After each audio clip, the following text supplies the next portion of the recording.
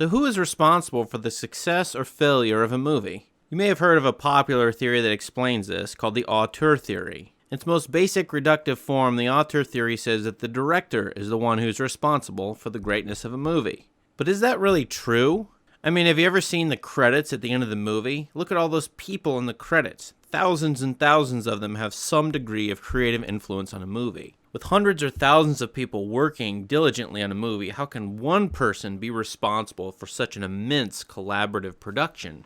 This video is going to take a short, quick look at the Auteur theory, and we're going to do so from your point of view. That is, from the point of view of a movie viewer.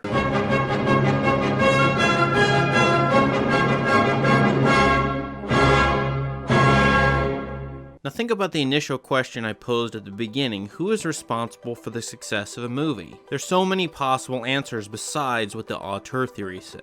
I would venture to say that popular opinion even is that the actors and actresses are responsible for the success of a movie. They tend to be glamorized, they tend to get a lot of credit and press, and they tend to be the ones whom we go to see movies for. Occasionally, though very rarely, a director will become a star, a name, someone to market or brand and use to promote a movie. That doesn't happen very often. In today's world, you might be able to think of 5 or 6 directors whose names alone can garner respect and a significant audience coming to see their movie. Quentin Tarantino, Steven Spielberg, Christopher Nolan. Beyond those 3, there are very few directors, though, who are well known to the wide world and the mass movie-going public. Now, the Auteur theory, which was officially formalized in the 1950s amongst French movie critics, says that a director is responsible for the final creative vision of a movie. Auteur is related to the word author, and author is related to the word authority. That is, the author has the vision and the power over a number of people in order to produce something that he or she envisions as the project is ongoing. If you think about other forms of art, we can single out individuals as being responsible for those works of art. With a novel or a poem, for example, an author is responsible for writing that particular work.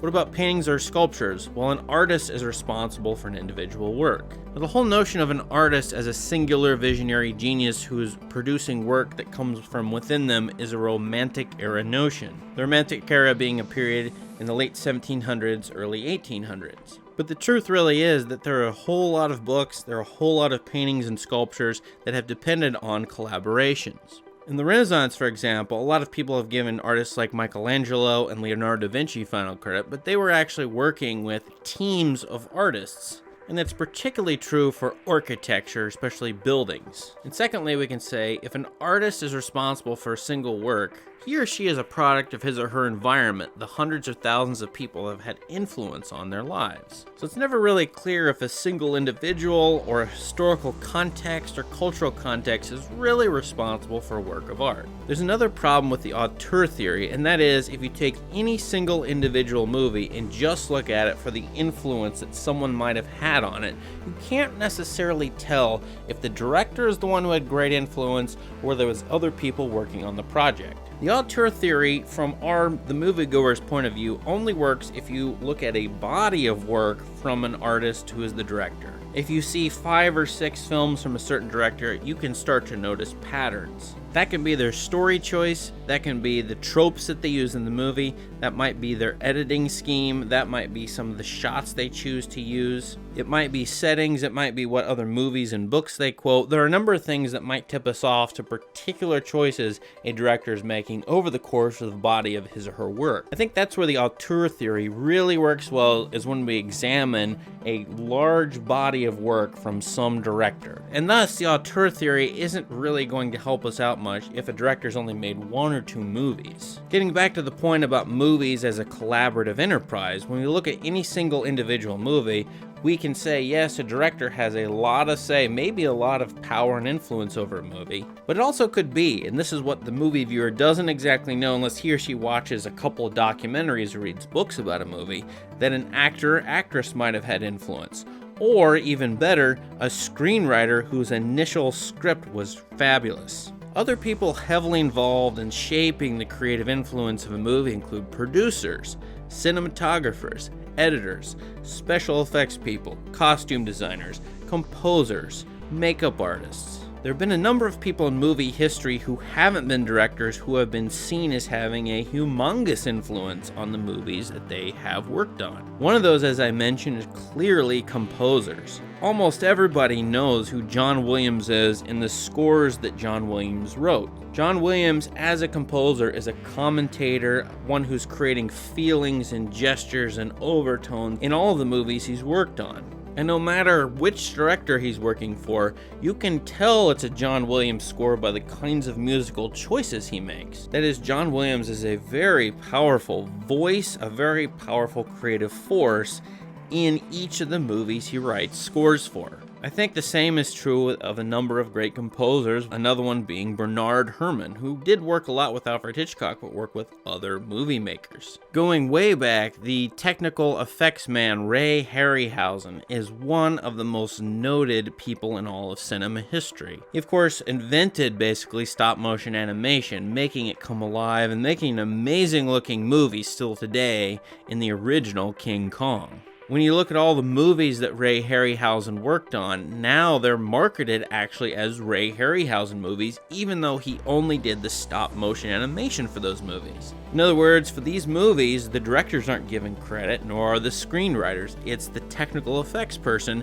who is seen to be the most amazing person working on a movie. Now, I want to think that editors and cinematographers just don't get their due. A lot of times, yes, editors and cinematographers are working underneath a director. But you get one with enough experience, they ought to be praised for making the look of a movie come alive. One of those in recent years has been the great cinematographer Roger Deakins. In hearing about the 2019 movie 1917, which is about World War I, the person that I heard a lot about actually was Roger Deakins, who did the lighting and cinematography for that movie. He was given a lot of credit for the look of that movie. It's a case where you're elevating someone else who worked on the movie, not the director, which I think is undermining what we call the auteur theory. Lastly, I think good screenwriters ought to get a lot of credit. Now, it is the case where a director or a group of people working with the director are reinventing the script, they're envisioning the script and making it come alive on screen. But good words, good characters can be created on paper initially before the movie is even shot. There's been a lot of great screenwriters. Robert Towne is one, David Mamet is another. William Goldman's screenplay for The Princess Bride is wonderful, and so many of those characters and words and popular phrases from that movie come alive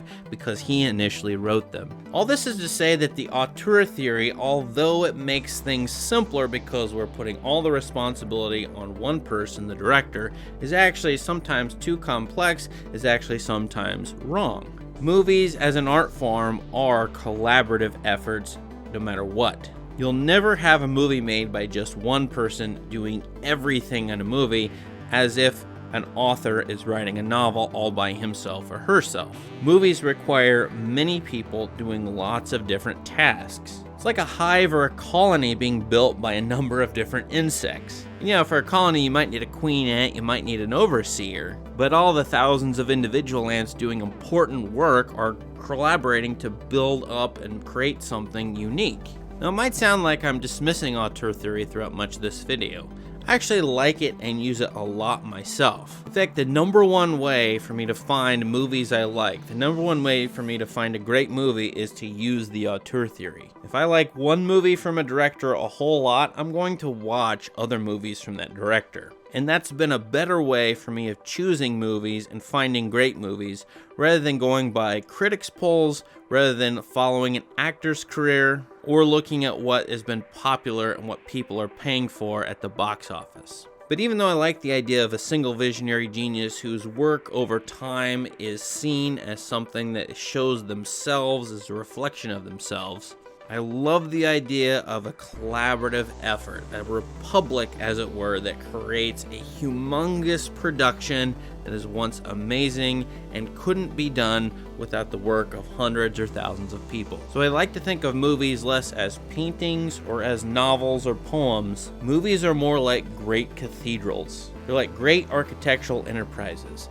It takes a master architect, it takes a master builder, it takes a number of overseers and a great number of laborers. And without the contributions of all those people and the collection of their talents, most movies, dare I say all movies, couldn't actually happen. So next time you have to think about who is responsible for a movie, well, you've got several different answers. And it may be that none of those answers by themselves is the right one. And that's okay, because after all, when you're in a cathedral, you're amazed by the effect of it, you're amazed by the immense space, the haunting sounds, the look, you are absorbed by it. And that's exactly what happens, I think, when you watch a great movie.